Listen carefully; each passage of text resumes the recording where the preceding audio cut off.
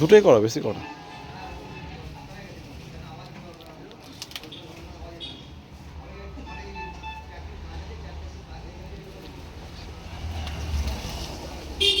লাউ পাতায় চিংড়ি ভাপা, চলো তোমাদের সাথে পুরো রেসিপিটা শেয়ার করব। ভিডিওটা স্কিপ না করে পুরোটা দেখো, আর যদি ভালো লাগে অবশ্যই লাইক কমেন্ট সাবস্ক্রাইব করো, আর যারা ফেসবুক থেকে দেখছো অবশ্যই ফলো করে রেখো। এরপর আরও অন্যরকম নতুন নতুন ভিডিও আসতে চলেছে, সম্পূর্ণ ভিডিও দেখো স্কিপ না করে, আশা করি ভালো লাগবে। এই যে লাউ পাতা তুলে নিয়েছি, আমাদের গাছ থেকেই তুলেছি, তো এটার মধ্যেই বানাবো।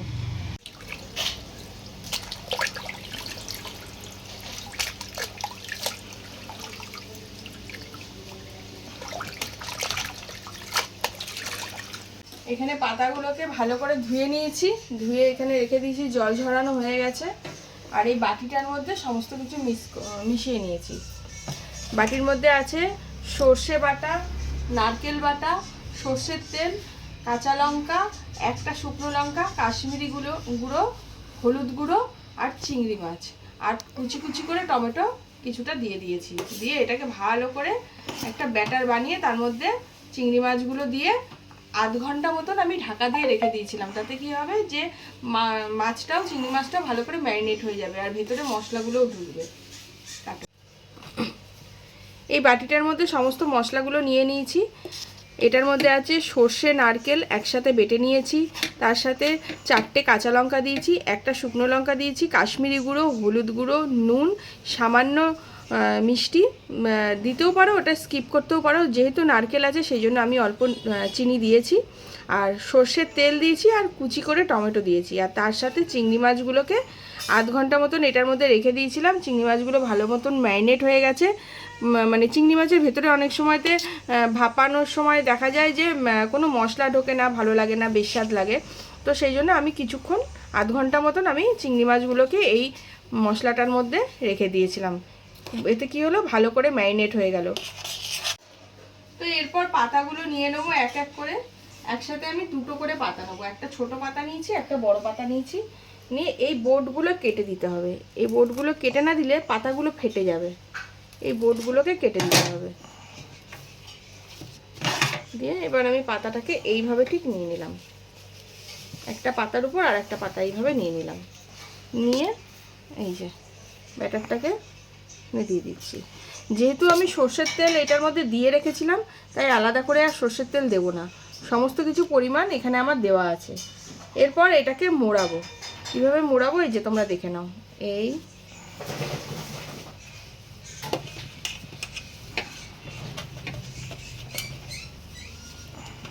যে মোড়ানো হয়ে গেল, এরপর সুতো নিয়ে বেঁধে দেবো।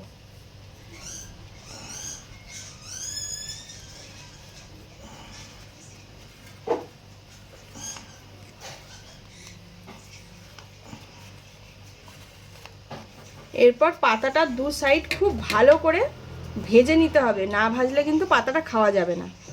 যেহেতু আমরা বাঙাল, আমরা একটুখানি পাতাটাও ফেলি না, আমরা পাতাটাকেও বেশ ভালো মতন ভাজা করে তার সাথে খাই। তো এটা খেতেও বেশ টেস্টি লাগে। এই যে পাতাটা এরকমভাবে গিট মেরে দিলাম। এই রেসিপিটার মধ্যে যেটা সব থেকে গুরুত্বপূর্ণ সেটা হচ্ছে পাতাটা মোড়ানো।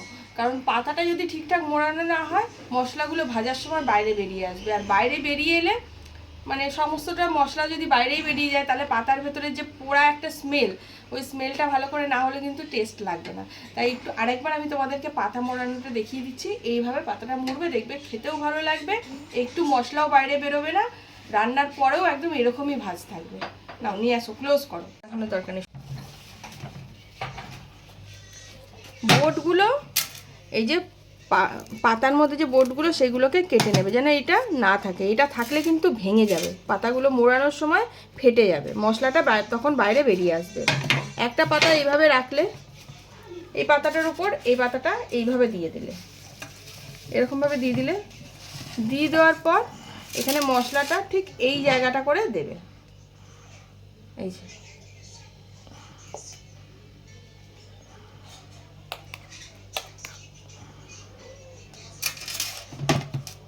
দেওয়া হয়ে গেল। এই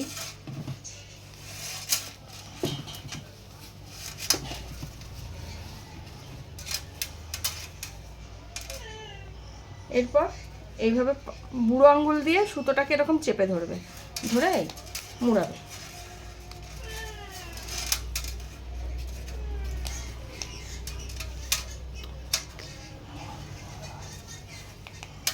খুব ভালো করে বাঁধবে যাতে খুলে না যায়। বাঁধার পর এই যে সুতোটা দুটো দিক দিয়ে ভালো করে গিট মেরে দেবে, তাতে কি হবে, সুতোটা ছেঁড়ার ভয় থাকবে না।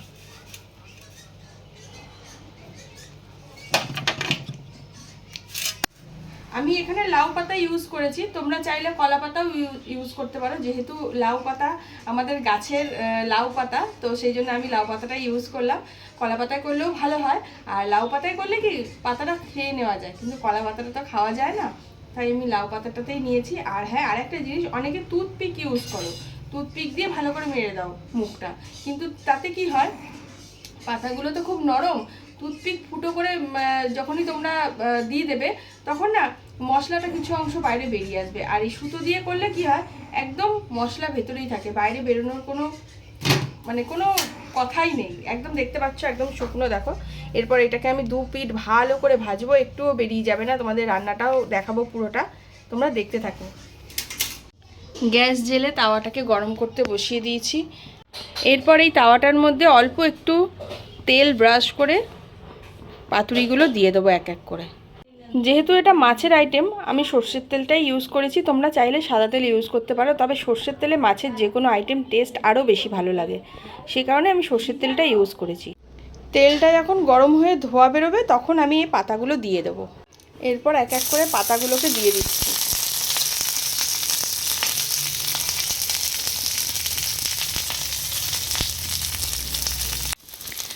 তাওয়ার মধ্যে 5টা পাতুরি ধরে গেল, তাই আমি জায়গা করে দিয়েও দিলাম। এরপর গ্যাসটাকে একদম লো করে দিয়ে এটাকে একটা পিঠ খুব ভালো মতো ভেজে নেবো, আর একটু হালকা করে ঢাকাও দিয়ে দেবো, একটু বাদে, এখন দেবো না, একটু বাদে হালকা করে ঢাকা দিয়ে দেবো। নিচটা একটু ভাজা হোক, তারপর আমি হালকা করে ঢাকা দিয়ে দেবো। আমি খুব হালকাভাবে একটা ঢাকা দিয়ে দিয়েছি যাতে মাছটা একটু সেদ্ধ হয়, সেই কারণে। এরপর একবার দেখে নেবো, 5 মিনিট হয়ে গেছে, একটা পিঠ বোধহয় ভাজাটা ভালো মতন হয়ে গেছে। এরপর ঢাকাটা খুলে আমি দেখে নিচ্ছি।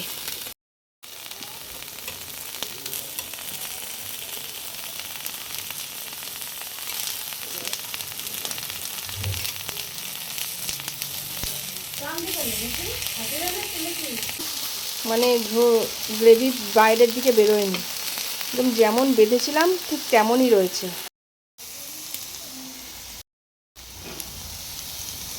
দেখো, আর একটা পিঠ উল্টে দিলাম, হালকা হালকা ভাজা হয়েছে, আর একটা পিঠ দিয়ে দিয়েছি উল্টে।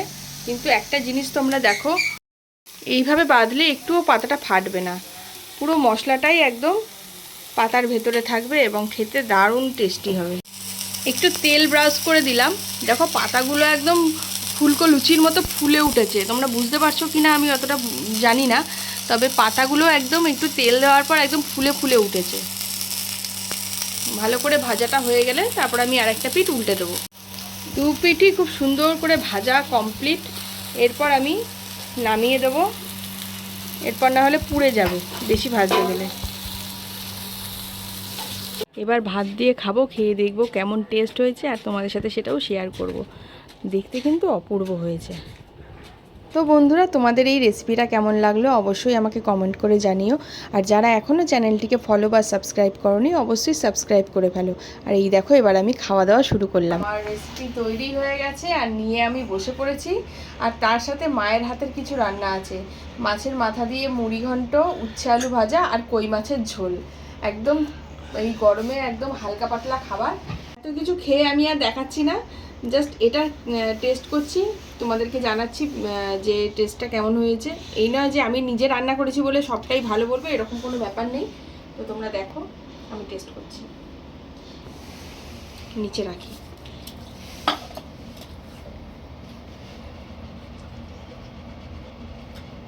একটু পাতাটা ছিঁড়ে নেবো,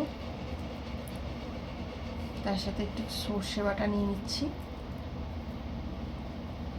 একটু ভাতের সাথে হালকা করে মাখিয়ে। তো এবার আমি টেস্ট করছি।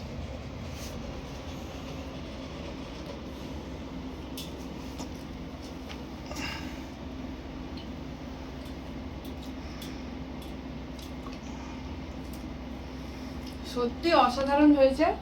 তোমরা বাড়িতে বানিয়ে খেও এবং কমেন্ট করে জানিও যে আমি সত্যি বললাম না মিথ্যে বললাম। দারুণ টেস্ট হয়েছে। আর যে আমি নারকেল বাটার মধ্যে হালকা চিনি দিয়েছি, ওতে একটা ঝাল মিষ্টি ব্যাপারটা একটু ব্যালেন্স হচ্ছে। চিংড়ি মাছের এই আইটেমগুলোতে একটু হালকা মিষ্টি দিলে আমার মনে হয় টেস্টটা আরও বেটার লাগে। তো আমি চিনিটা দিয়ে ভুল করিনি, দারুণ লাগছে। আর একটু গোটা কাঁচা লঙ্কা দিলে আমার মনে হয় বেটার লাগতো। কাঁচা লঙ্কার ঝালটা আছে, তবে কাঁচা লঙ্কাটা কামড়ে খেলে আরও একটু ভালো লাগতো। আমি ভুলে গেছিলাম, মাথা থেকে একদমই বেরিয়ে গেছিলো। তোমরা যদি করো অবশ্যই কাঁচা লঙ্কাটা দিও, ভালো লাগবে। তো বন্ধুরা, তোমাদের যদি আমার এই রেসিপিটা ভালো লেগে থাকে অবশ্যই আমার চ্যানেলটিকে সাবস্ক্রাইব করে দিও। আর ফেসবুক থেকে দেখে থাকলে অবশ্যই ফলো করে দিও, এরকম ভিডিও আসতেই থাকবে এরপর থেকে। তো তোমরাও বাড়িতে এরকম রেসিপি বানিয়ে খেও। আমি পুরো রেসিপি দিয়ে দিলাম। আর রান্নাটা কেমন হয়েছে অবশ্যই আমাকে কমেন্ট করে জানাতে ভুলো না। তাই কমেন্ট, শেয়ার, সাবস্ক্রাইব, ফলো সবকটাই কিন্তু চাই মুনমুন্দির পেজে, ঠিক আছে? তো আসছি নতুন কোনো দিন নতুন কোনো ভিডিও নিয়ে। ততক্ষণ সবাই খেতে থেকো, ভালো থেকো, সুস্থ থেকো। ততক্ষণের জন্য টাটা।